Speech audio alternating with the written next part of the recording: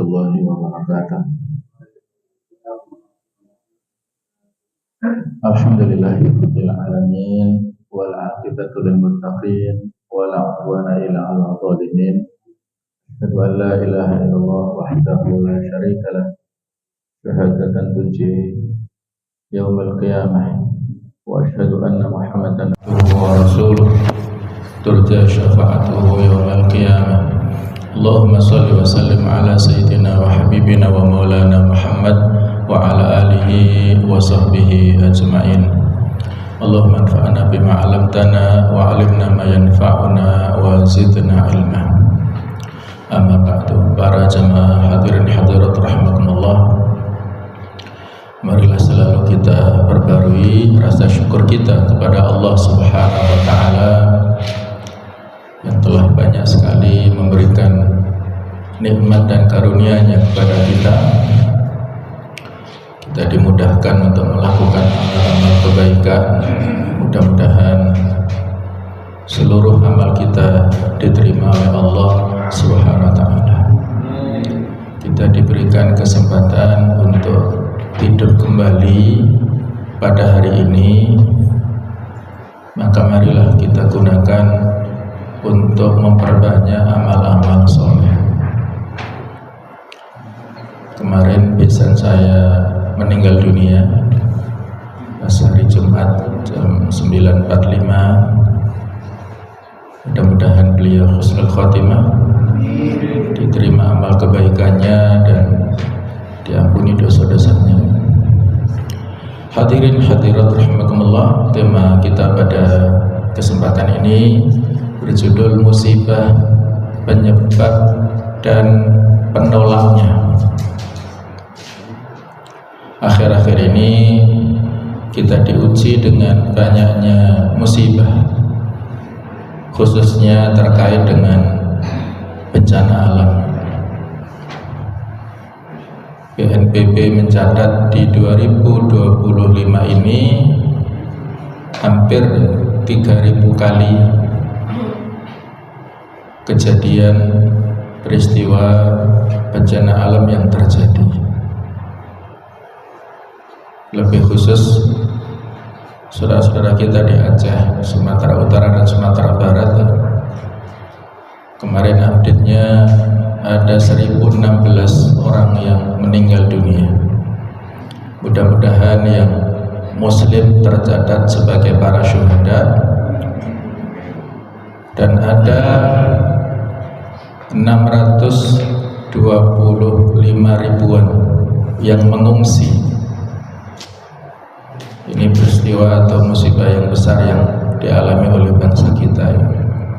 Mudah-mudahan pemerintah pusat segera menetapkan ini sebagai bencana nasional. Saya tidak tahu latar belakangnya apa, apakah politis ataukah teknis, Allahu a'lam, sehingga sampai saat ini pemerintah pusat belum menetapkan sebagai bencana nasional. Bantuan-bantuan dari luar negeri itu masih tidak diperbolehkan masuk. Kawan-kawan kami yang ada di Aceh, di Sumatera, mendapat tawaran-tawaran bantuan dari luar negeri, dari Malaysia dan lain-lain, tetapi karena tidak bisa legal maka dititip-titipkan ke kawan-kawan kami ya. Ini membuat hal yang sulit. Allahumma, kita tunggu kabar baiknya dari pemerintah pusat. Kita bicara tentang skala pribadi kita masing-masing. Mari kita koreksi bahwasanya pada saat kita ditimpa musibah, maka di antara faktor utama datangnya musibah itu adalah karena perbuatan dosa kita sebagai manusia. Banyak ayatnya, di antaranya surat Asy-Syura ayat ke-30, Allah Ta'ala berfirman, "Wa ma asabakum min musibatin fabima kasabat aydikum wa ya'fu an katsir. Dan apa saja musibah yang menimpa kamu, maka disebabkan oleh perbuatan tanganmu sendiri. Wa ya'fu an katsir, dan Allah memaafkan sebagian besar dari kesalahan-kesalahanmu.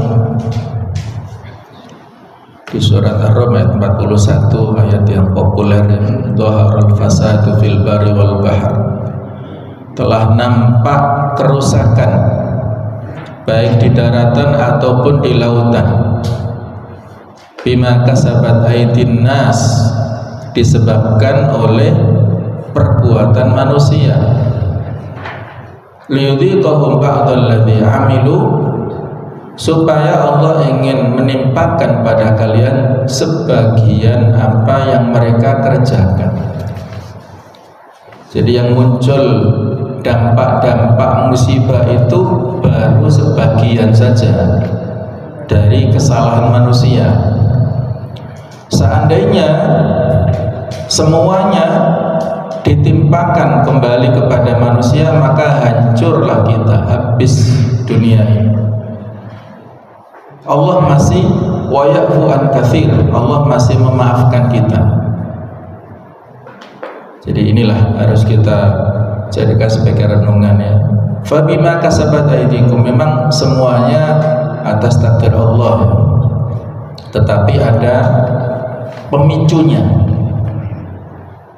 Di surah An-Nisa ayat 79 Allah Ta'ala berfirman, ma asabaka min hasanatin famin Allah, apa yang menimpamu berupa kebaikan dari Allah.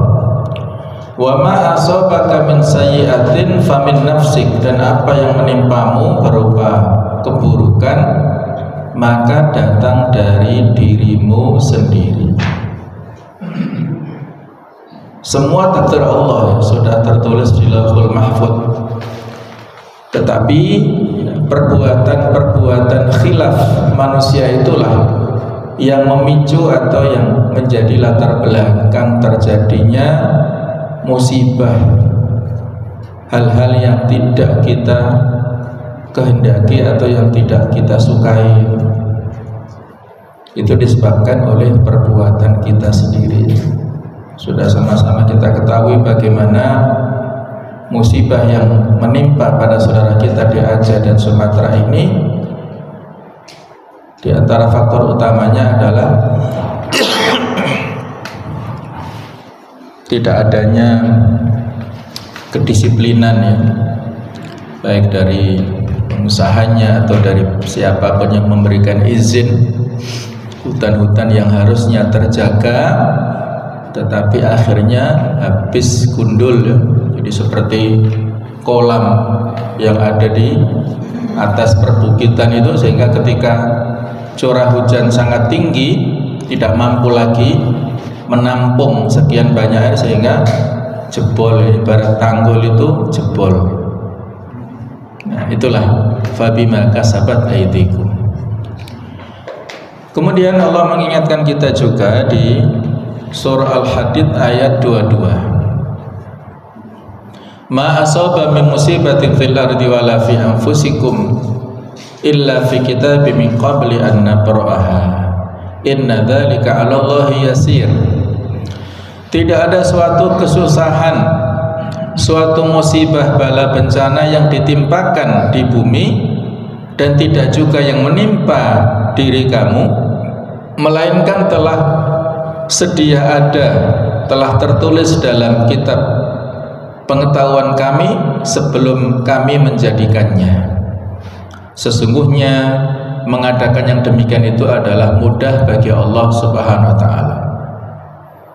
Jadi apapun yang menimpa pada bumi ini, fil ardi wala fi anfusikum, dan juga pada diri kita, semuanya sudah berdasarkan ketentuan dari Allah Ta'ala. Sudah tertulis di Lauhul Mahfuz sana sebelum tercipta langit dan bumi ini 50.000 tahun sebelumnya. Kemudian di antara ayat yang perlu kita tadabburi ayat yang berikutnya, Al-Hadid ayat 23, likaila ta'sau ala ma fatakum wa la tafrahu bima atakum, supaya kamu jangan berduka cita terhadap apa yang luput darimu, dan supaya kamu jangan terlalu gembira terhadap apa yang diberikannya kepadamu. Jadi inilah pentingnya kita berada pada syukur dan sabar ya. Sabar dan syukur ini harus seimbang. Yang terlewat dari kita jangan terlalu berduka. Sabar ya, kita sabar dan ridho terhadap apa yang belum kita capai. Kita punya obsesi, punya keinginan yang bermacam-macam, belum tercapai.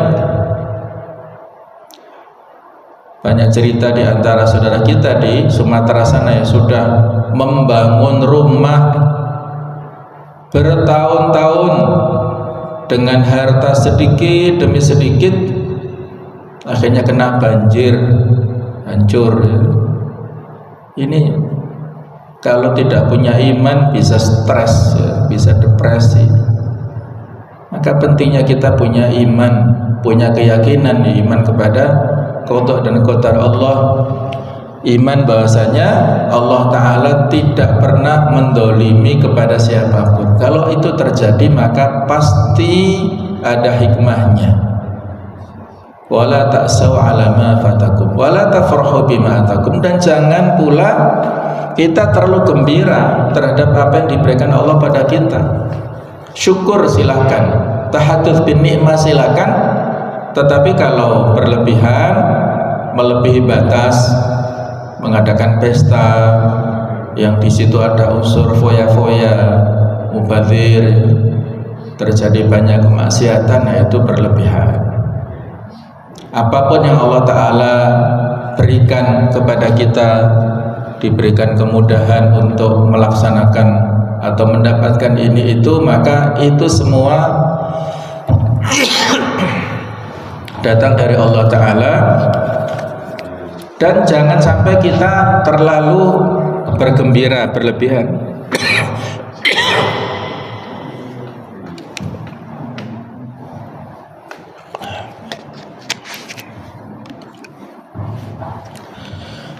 Hadirin rahimakumullah, takdir Allah itulah yang terbaik bagi kita. Pengetahuan kita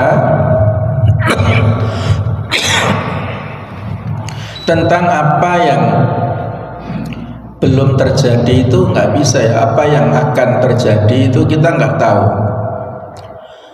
Maka kita dalam hal ini wajib untuk berhusnudzon kepada Allah Subhanahu wa taala. Dalam hadis yang diceritakan oleh Imam Ahmad dan lainnya, hadis yang sahih, Rasulullah bersabda, "Innallaha la yaqdhi lil mu'mini qada'an illa kana khairan lahu." Sesungguhnya Allah tidaklah menakdirkan sesuatu untuk seorang mukmin melainkan itulah yang terbaik untuknya. Jadi apapun yang Allah Ta'ala berikan, apakah menyenangkan atau tidak menyenangkan, itu khairan lahu, baik, tepat untuk kita dapatkan pada saat itu. Ketika misalnya seseorang berdoa dengan doa-doa yang bermacam-macam, maka Allah Ta'ala dengan ilmunya maha tahu, kalau seluruh doanya terkabulkan sampai yang tersulit dikabulkan itu, maka akan menimbulkan madharat baginya. Ilustrasinya seperti orang yang menunggui pasien ya. Dalam hadis dikatakan, Innallaha idza habba qauman, ketika Allah cinta pada satu kaum, maka akan memberikan batasan-batasan ya. Jadi Allah memberikan dunia kepada siapapun ya. Allah memberikan dunia itu bukan tanda kecintaan Allah kepadanya, tetapi itu menjadi peringatan baginya ya. Jadi ilustrasinya itu seperti pasien yang sakit minta kepada yang menunggu. Kalau dia sakit misalnya diabetes, terus minta makanan minuman yang mengandung gula, karena yang menunggu ini sayang cinta kepada pasiennya, nggak akan diberikan. Karena yang menunggu tahu ini kalau dikasihkan justru memperparah penyakitnya, maka disuruh untuk bersabar, atau kalau diberikan sedikit saja, porsinya sedikit saja. Dan begitu pula kita kiaskan ke penyakit-penyakit yang lainnya. Jadi seolah-olah seperti itulah ketika manusia ini meminta apapun kepada Allah Ta'ala, maka kalau yang kita minta itu memberi manfaat, Allah berikan. Tapi kalau yang kita minta ini mengandung bahaya, Allah tunda dulu.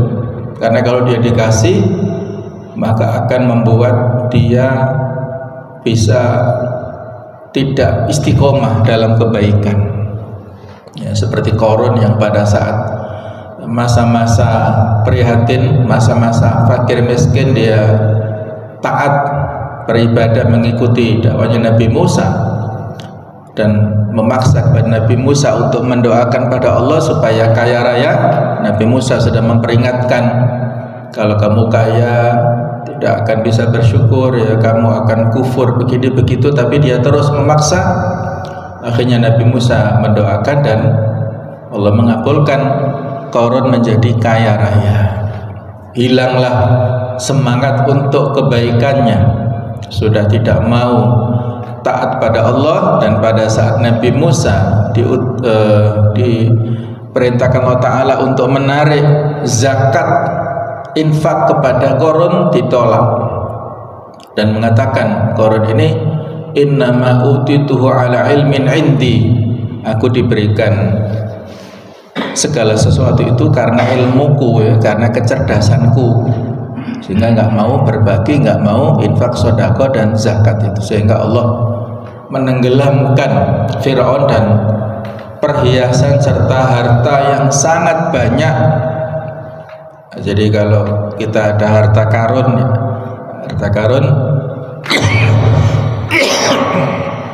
itu dari kata-kata korun. Nah, itu menurut riwayatnya ya, satu pendapat seperti itu, Allah a'lam. Jadi Allah Ta'ala ketika memberikan itulah yang terbaik bagi kita. Kemudian ada lagi sebuah syair, ini bukan hadits ya, tapi syair dari Al-Mutanabbi. Masaibu qaum 'inda qaumin fawaidu ala qadri ahlul azmi ta'til azaim. Kemalangan satu kaum itu manfaat bagi kaum yang lain. Sesuatu dengan tingkat keteguhan hati orang tersebut, maka ketetapan hati akan datang. Ya misalnya di Lamongan yaitu banyak tambak-tambak, banyak sekali ya tambak-tambak di sana. Kalau Bengawan Solo meluap, wah itu rata itu tambak-tambak itu, sehingga ikan-ikan yang sudah hampir dipanen itu sudah larinya kemana-mana. Nah, itu ditangkap oleh orang-orang yang tidak punya tambak ya, itu dapat limpahan banyak ikan dari para petani tambak. Nah, itu satu sisi adalah sini mendapatkan musibah, nah, tapi di sini mendapat manfaat. Nah, seperti itulah hujan ya. Pada saat kita nggak membawa jas hujan, naik sepeda motor karena hujan dan kita buru-buru tidak bisa mampir lama, ya, maka kita mampir ke toko yang jual jas hujan ya. Akhirnya beli jas hujan, padahal di rumah sudah ada jas hujan ya. Inilah rezekinya yang punya toko, dan ujian bagi yang sedang berkendara. Semuanya itu ya, satu sisi ini musibah tapi satu yang lain manfaat. Allah alam. Nah, itu ya perlu kita sikapi secara proporsional. Hadirin rahimakumullah, ada sebuah peringatan ya yang disampaikan oleh Rasulullah sallallahu alaihi wasallam. Jadi hadits ini diceritakan oleh Abdullah bin Umar bin Khattab radhiyallahu anhuma. Suatu saat Rasulullah menghadap ke arah kami dan bersabda, "Ya ma'syaral muhajirin." Wahai sekalian para kaum muhajirin ya, orang-orang Mekah yang berhijrah ke Madinah. Khisalu khamsin, ada 5 hal. Idza ubtulitum bihinna, apabila kalian terjatuh diuji dengan 5 perkara ini, wa a'udzu billahi an tudrikuhunna, saya berlindung kepada Allah supaya kalian tidak menjumpainya. Ya, tapi kalau Allah sudah takdirkan nggak bisa lepas. Apa 5 hal yang diwanti-wanti oleh Rasulullah SAW di sini? Yang pertama, lam tadharil fahisyah fi qaumin qattu hatta yu'linu biha illa fasha fihinna ta'un wal auja' allati lam takun madat fi aslafikum alladzina madat. Tidaklah nampak zina dan di suatu kaum ya, sehingga dilakukan secara terang-terangan, kecuali akan tersebar di tengah-tengah mereka ta'un atau wabah penyakit yang tidak pernah menjangkit generasi sebelumnya. Ya, inilah PR kita bersama ya. Saat ini perzinahan dengan segala macam jenisnya telah tersebar luas di masyarakat. Bukan hanya sembunyi-sembunyi lagi, tapi sudah tersebar luas di mana-mana. Dan mereka nggak malu-malu ya. Baik secara offline ataupun online ini sudah tersebar di mana-mana. Terutama untuk generasi Gen Z ya, dan juga sesudahnya ini berat ya, tantangan berat sekali. Tersebar luas di kalangan remaja saat ini ya. Kalau mereka tidak melakukan 2 budaya itu dianggap kuno, desit, terbelakang. Sayangnya 2 budaya ini budaya yang merusak, sangat merusak. Yang pertama budaya merokok, yang kedua free sex. Kalau remaja tidak melakukan 2 budaya ini dianggap terbelakang oleh teman-temannya. Habis kayaknya. Ini siapa yang menyebarkan ya?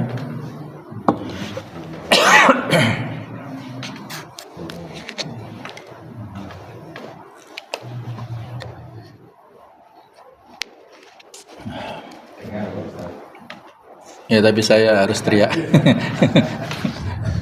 Ekstra.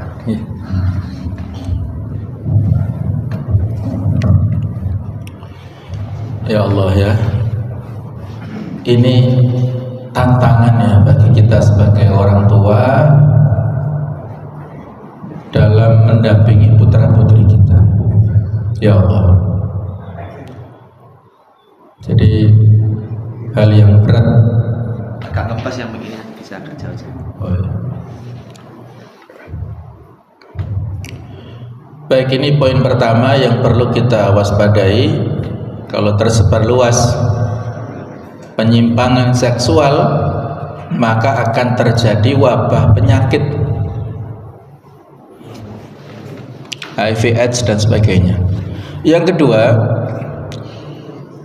walam yanqusul mikyala wal mizan illa ukhidhu bisinin wa syiddatil ma'unah wa jawri sultan alaihim.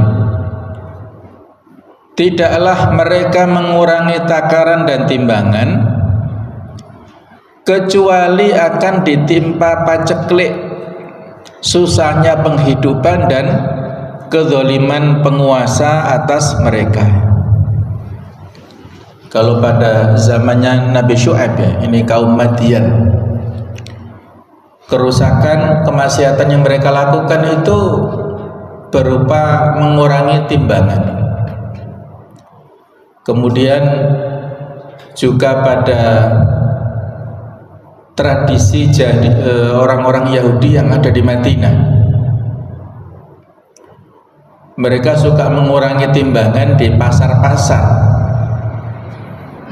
sehingga diturunkan surah Al-Mutaffifin. Hingga para ulama beda pendapat. Al-Mutaffifin ini masuk pada surah Makkiyah atau Madaniyah, karena bicaranya tentang ekonomi ataupun pelanggaran ekonomi di Madinah. Kalau dikatakan Makkiyah sepertinya tidak nyambung. Maka ada yang berpendapat surah ini diturunkan kepada Rasulullah di dalam perjalanan pada saat hijrah ke Madinah itu. Engkau akan menghadapi satu kaum yang melakukan pelanggaran dalam bab ekonomi, mengurangi timbangan, sehingga diingatkan di ayat ini, wailul lil mutaffifin, celakalah bagi orang-orang yang mengurangi timbangan. Jadi kalau pada zaman dahulu untuk mendapatkan keuntungan pribadi yang dicurangi timbangannya, Pak. Kalau sekarang yang dikurangi bukan hanya timbangan di pasar, tapi yang dikurangi ya mungkin aspalnya, ya mungkin timahnya, ya mungkin emasnya, kebocoran anggaran. Nah, itulah yang terjadi di mana-mana. Sehingga Pak Prabowo sudah memerintahkan untuk mengaudit dana desa yang tersebar luas ya. Sebelum dicairkan dana desa ini, diaudit dulu secara nasional semuanya. Wah, ini kalang kabut ini. Ya. Karena yang namanya pelanggaran korupsi ini ada yang memang sudah niat korupsi, tapi ada juga yang kesalahan administrasi juga ya. Kadang-kadang tidak paham alokasinya untuk masyarakat, tetapi tidak sesuai dengan perencanaan. Bukan untuk diri sendiri, tapi karena tidak sesuai dengan perencanaan saja, akhirnya ya dianggap korupsi. Inilah masalah kita bersama ya. Jadi poin kedua ini terjadi di mana-mana. Yang ketiga, walam yamna'u zakata ambalihim illa muni'u al-qatr minas sama' walau al-bahaim lam yumtaru. Tidaklah mereka menahan zakat, tidak membayar zakat, kecuali hujan dari langit akan ditahan dari mereka, tidak turun. Dan sekiranya bukan karena hewan-hewan, niscaya manusia tidak akan diberi hujan. Zakat di sini bukan hanya zakat fitrah ya. Kalau zakat fitrah itu insya Allah semuanya punya kepedulian atau ya punya kemampuan dan punya kemauan. Tapi yang dimaksud di sini adalah zakat mal. Zakat mal ini bagi para muzaki juga wajib, rukun Islam. Rukun Islam ini bukan hanya zakat fitrah, tapi zakat mal juga. Sehingga kalau kita belum mampu mengeluarkan zakat mal, berarti kita belum sempurna melaksanakan rukun Islam ya, seperti yang terkait dengan haji. Haji juga rukun Islam, tapi kalau dia nggak mampu berarti belum sempurna melaksanakan rukun Islam. Hisabnya tetap Allah yang maha tahu ya, tetapi realitanya kembali kepada masing-masing. Kalau dia punya kemampuan tapi nggak mau, nah itu berat siksanya. Nah, disinilah pentingnya ya kita untuk memperhatikan dalam mengeluarkan zakat supaya tidak tertahan rezeki dari langit. Yang keempat, walam yanqudu ahdallahi wa ahda rasulih, dan tidaklah mereka melanggar perjanjian dengan Allah dan Rasulnya, illa sallallahu alaihim aduwan min ghairihim, kecuali Allah akan menjadikan musuh mereka dari kalangan selain mereka, yaitu orang kafir. Fa akhadhu ba'dha ma fi aidihim, maka mereka mengambil sebagian apa yang mereka miliki. Jadi melanggar perjanjian kita dengan Allah dan Rasulnya. Janji kita kepada Allah diantaranya adalah janji untuk beribadah dengan totalitas. Janji kita tentang kepada Rasul adalah janji untuk mentaatinya, untuk menjadikannya sebagai contoh teladan. Banyak sekali pelanggaran yang dilakukan oleh kaum muslimin, maka disinilah ada dominasi dari musuh-musuh kita, musuh-musuh umat Islam, musuh-musuh negara ini, yang mereka tidak segan-segan lagi untuk memperdaya kita, mengambil harta kekayaan. Jadi kalau ilustrasinya, dulu Belanda menjajah 350 tahun, tetapi ada jejak-jejak pembangunan ya, mungkin berupa rel, stasiun, atau bangunan-bangunan yang kokoh. Tetapi kita sesudah merdeka ini ternyata masih banyak sekali, tadi kaitannya dengan poin ketiga ya, pelanggaran-pelanggaran, kebocoran anggaran, sehingga dampaknya kepada kita orang-orang asing ya, yang mereka tidak punya hak untuk mengambil harta kekayaan kita karena mungkin kebijakan yang tidak tepat, sehingga mereka bebas. Ada keluhan ya, pekerja-pekerja kasar ya dari asing itu, mereka mendapatkan gaji puluhan juta, padahal pekerja kasar ya, mungkin terutama di Morowali sana ya, tiba-tiba saja ada bandara ya yang dikatakan sudah ada izinnya, ternyata tidak ada imigrasi dan lain-lain, sehingga bebas keluar masuk dari luar ke dalam negara kita. Inilah ya, akhirnya kita menjadi terjajah dalam tanda kutip ya. Yang kelima, wa ma lam tahkum a'immatuhum bi kitabillah, dan selama pemimpin-pemimpin mereka tidak berhukum dengan kitabullah, wa yatakhayyaru mimma anzalallah, dan mereka mencari alternatif, ragu-ragu dengan apa yang Allah turunkan, illa ja'alallahu ba'sahum bainahum, melainkan Allah akan menjadikan permusuhan di antara mereka. Ketika hukum-hukum Allah tidak ditegakkan, maka terjadi kekacauan di mana-mana. Satu sama lain saling bermusuhan. Nah, inilah prediksi yang kata Nabi di awal tadi kan, saya berlindung kepada Allah supaya kalian nggak menemukan kasus-kasus ini. Nah, ternyata pada akhir zaman ini apa yang diprediksikan oleh beliau terjadi, sehingga dampak-dampaknya kembali kepada kita semuanya. Hadirin rahimakumullah, Ibnu Qayyim menyebutkan dalam kitab Al-Jawabul Kafi, menyitir perkataan Ali bin Abi Thalib, "Ma nuzila bala'un illa bidzanbin." Tidaklah diturunkan satu bala musibah kecuali disebabkan oleh dosa. Wala rufi'a bala'un illa bitaubah, dan tidaklah musibah itu diangkat, dihilangkan kecuali dengan taubat. Nah, maka solusinya adalah dengan bertaubat. Kemudian apa yang bisa kita lakukan dalam rangka untuk menolak musibah? Allah memang sudah menentukan segala sesuatu, tetapi kita sebagai manusia tetap harus berupaya semampu kita untuk melakukan ikhtiar insani.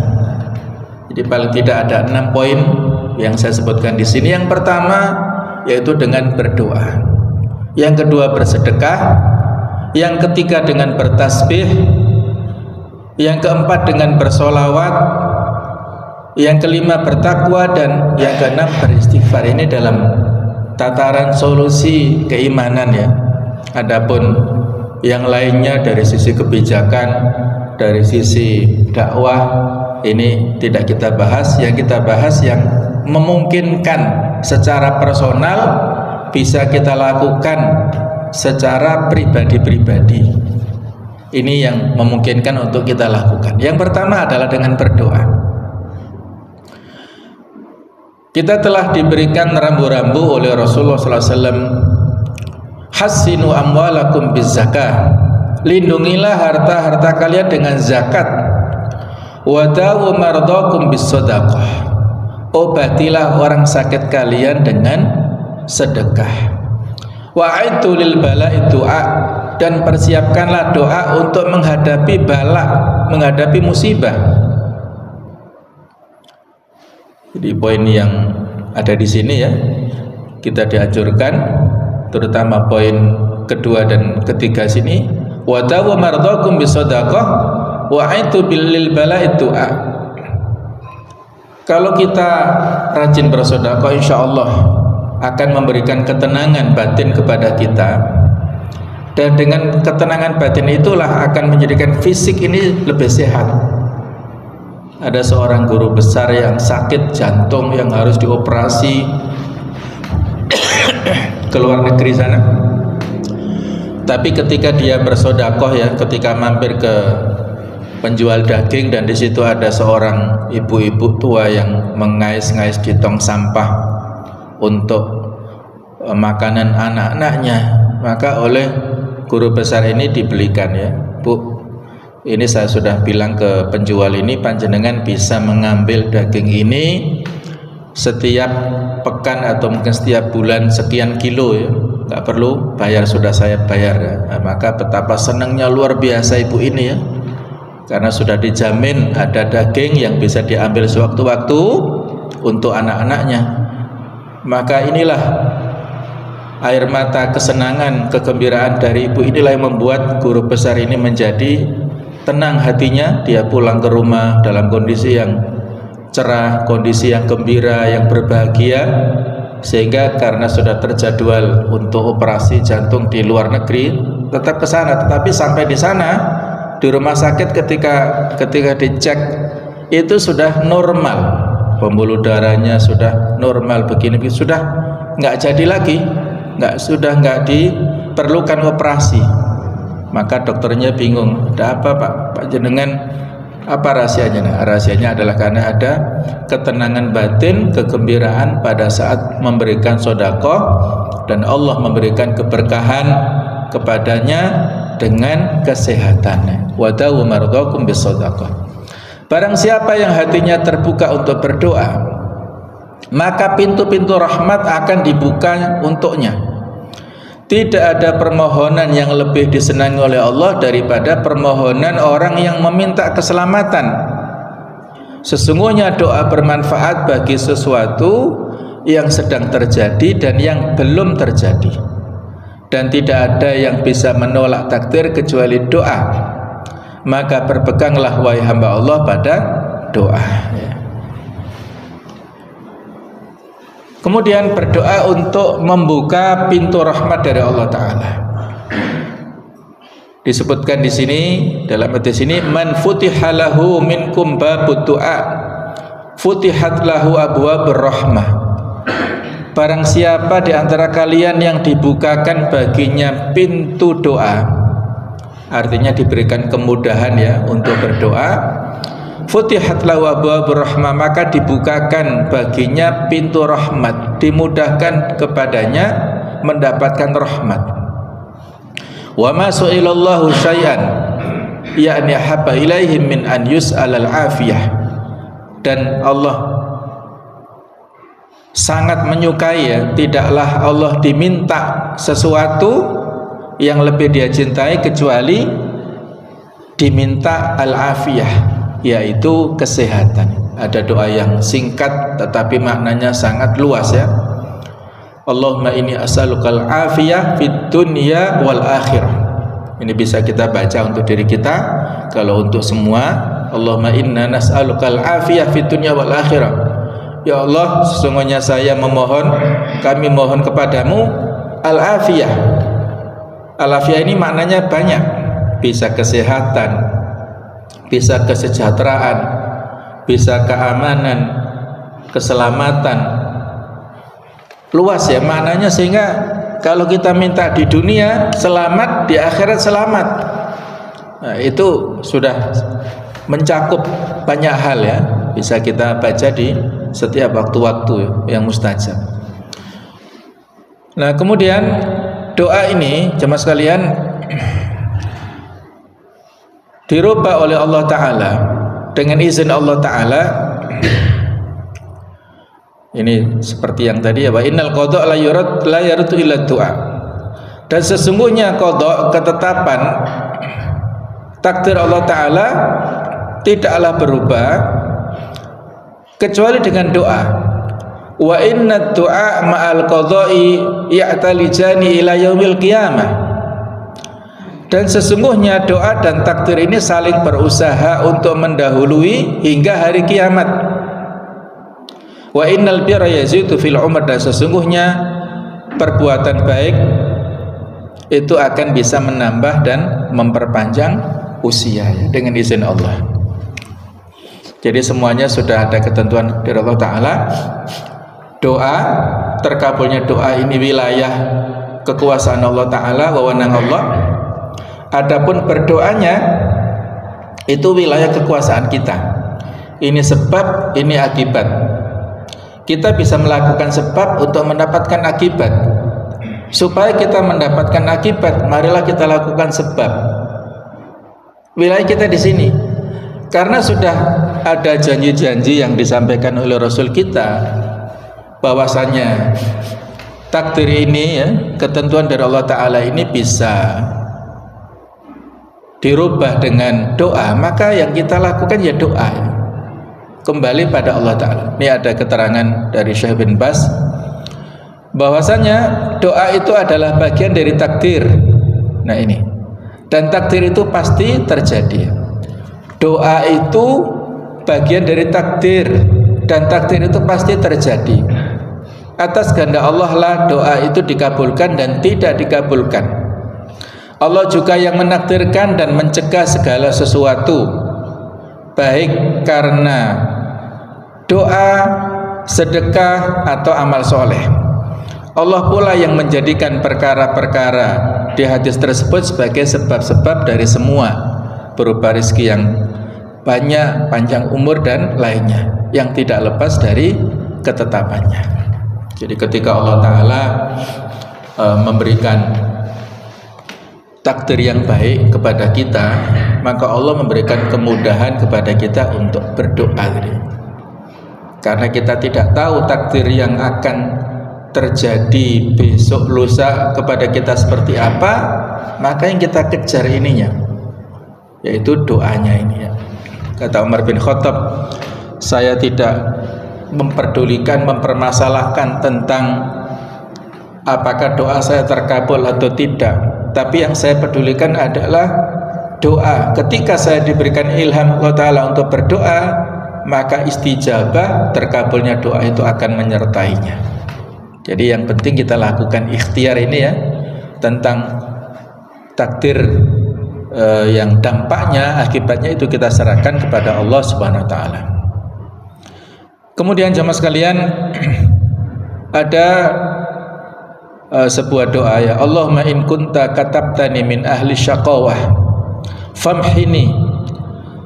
Ya Allah, apabila engkau tetapkan aku termasuk di antara orang yang celaka, yang mendapatkan kesengsaraan, famhini, maka hapuskanlah, waktubni min ahli sa'adah, dan tuliskan aku termasuk dari orang-orang yang berbahagia.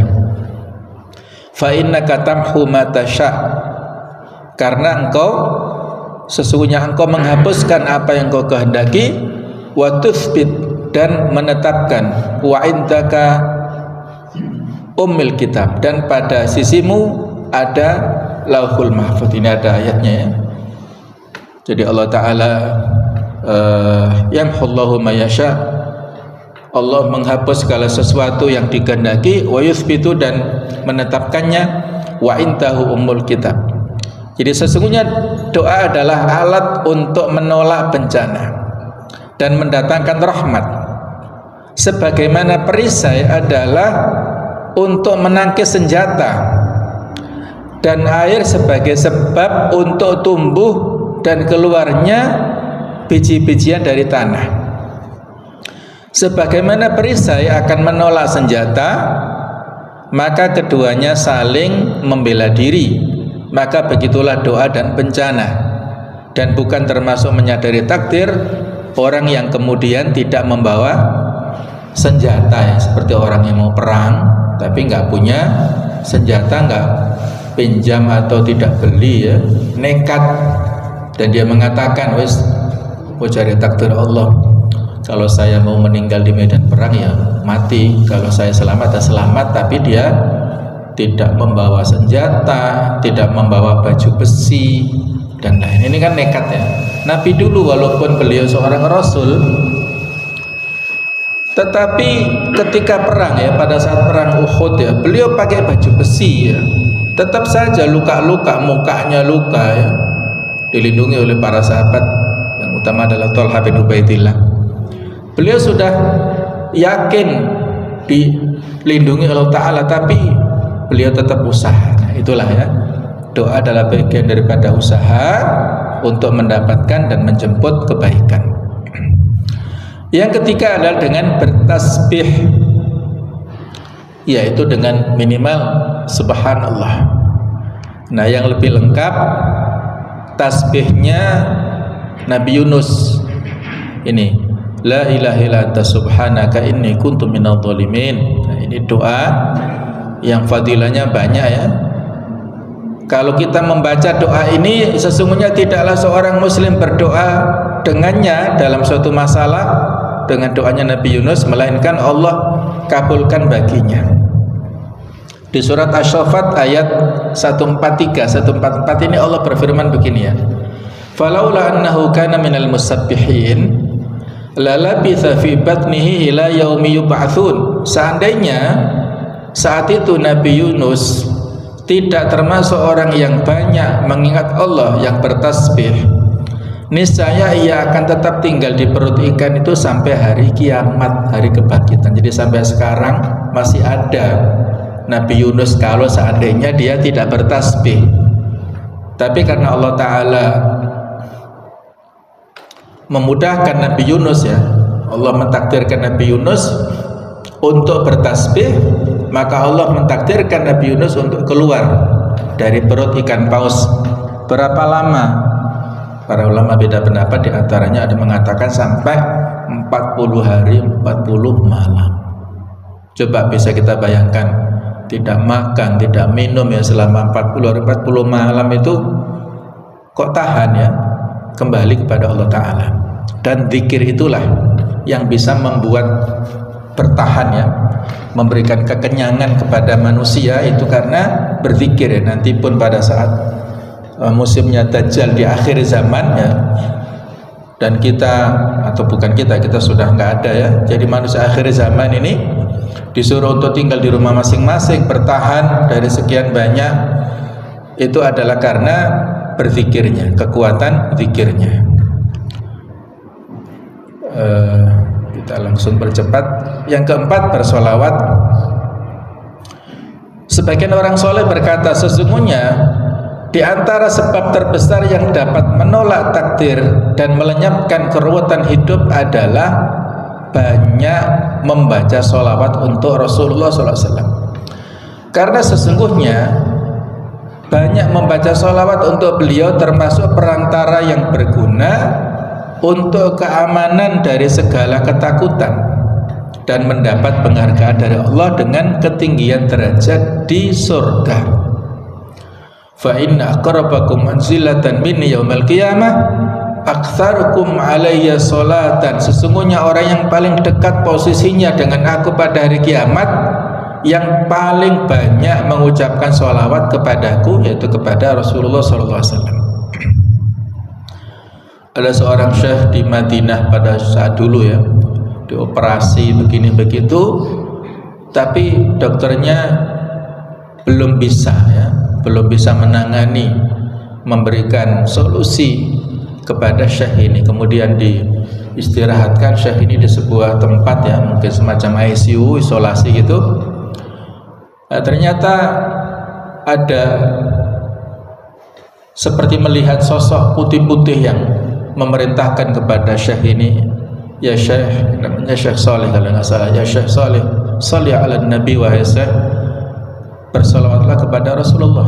Nah, maka beliau bersolawat dan dengan izin Allah Ta'ala ya, Allah menghilangkan penyakitnya ya. Dokter sudah tak mampu, sudah angkat tangan, tapi dengan izin Allah, kemudian dengan bersolawat, Allah Ta'ala menjadikan sarana dia mendapatkan kesembuhan. Ini bisa kita tiru ya, bersolawat dengan banyak. Yang berikutnya adalah dengan bertakwa. Ini sudah sama-sama kita ketahui, wa man taqillaha ja'al lahu makhraja. Siapa yang bertakwa, maka Allah jadikan untuknya solusi, jalan keluar. Wa yarzuqhu min haitsu la yahtasib, diberikan rezeki dengan cara-cara yang tidak dia prediksi sebelumnya. Kata Imam Nawawi, definisi takwa adalah mentaati perintah dan larangannya, maksudnya menjaga diri dari kemurkaan dan azab dari Allah Ta'ala. Kemudian yang terakhir yaitu dengan memperbanyak istighfar ya, memohon ampun kepada Allah Ta'ala. Dulu pernah ada orang-orang yang mengadu kepada Hasan al-Basri. Pada hari pertama mengadukan tentang masalah paceklik yang panjang, kemarau yang panjang. Kemudian ada lagi kaum yang kedua mengadukan tentang masalah kemiskinan. Sudah berusaha tetapi masih belum berhasil. Yang ketiga ada kaum yang mengadukan tentang masalah keturunan. Sudah menikah lama tapi belum punya anak. Maka Hasan al-Basri memberikan resep kepada masing-masing ini ya, orang-orang kaum yang berbeda-beda ini. Pada hari pertama, kedua, ketiga itu resepnya sama, yaitu kalian hendaklah beristighfar kepada Allah Ta'ala. Maka ketika ada orang yang menanyakan, wahai Imam Hasan al-Basri, kenapa Anda memberikan resep yang sama pada masalah-masalah yang berbeda? Nah, maka Hasan al-Basri membaca surah Nuh ayat 10 dan sampai 12 ini ya. Faqultu astaghfiru rabbakum. Maka katakanlah wahai Nuh kepada kaummu itu, istaghfiru rabbakum, mohonlah ampun kepada Allah Ta'ala, beristighfar. Apa keuntungannya? Yursilis sama alaikum midrar, akan menurunkan hujan dari langit dengan deras. Wa yumtidkum bi amwal, akan memberikan harta yang banyak. Wa banin, memberikan keturunan. Nah, jadi ini sudah menjawab, istighfar ini menjawab masalah-masalah yang dihadapi oleh manusia. Yang terakhir, man aktsara minal istighfar ja'alallahu lahu min kulli hammin faraja. Siapa yang memperbanyak istighfar, maka Allah memberikan jalan keluar bagi setiap kesedihannya. Wa min kulli dhikin makhraja, akan memberikan solusi dari segala macam kesempitannya. Wa razaqahu min haitsu la yahtasib, dan akan memberikan rezeki dari jalan yang tidak dia sangka-sangka. Nah, inilah ya keuntungan kita memperbanyak istighfar setiap waktu, setiap saat kita memperbanyak, karena kita tidak tahu ya dari mana ucapan yang mana dan di mana Allah Ta'ala mengabulkan permohonan ampun. Istighfar kan permohonan ampun ya, kita berdoa dengan istighfar. Ibnu Qayyim pernah mengatakan, kalau permintaanmu banyak, waktunya terbatas, maka hendaklah kamu beristighfar kepada Allah, itu sudah mewakili permintaan-permintaan yang banyak itu. Demikianlah jemaah sekalian ya, yang bisa kita bahas pada kesempatan ini. Ada musibah dan hal-hal yang perlu untuk kita lakukan sebagai bentuk hati-hati atau kewaspadaan dan juga keprihatinan kita ya, dalam menghadapi segala macam bentuk fenomena di alam raya ini. Mari kita bersama-sama selalu untuk berdoa, kemudian bersedekah, bertasbih, bersolawat dan bertakwa, beristighfar. Mudah-mudahan Allah Ta'ala menjauhkan kita semua dari mara bahaya, dari musibah. Dan mudah-mudahan kalaupun kita ditimpa, itu akan bisa menempa keimanan kita, meninggikan derajat kita, dan menghapuskan dosa-dosa kita. Barakallahu fikum. Subhanakallahumma bihamdik, asyhadu an la ilaha illa anta, astaghfiruka wa atubu ilaik. Wassalamualaikum warahmatullahi wabarakatuh.